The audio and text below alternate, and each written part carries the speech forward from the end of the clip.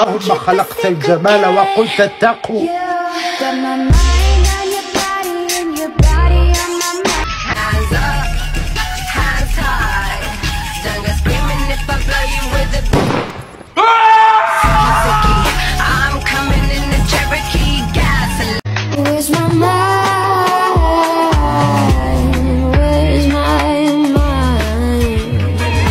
قالت كلام قبل ما تشوفني، عارفني صعب ومش مفهوم كلامي ده.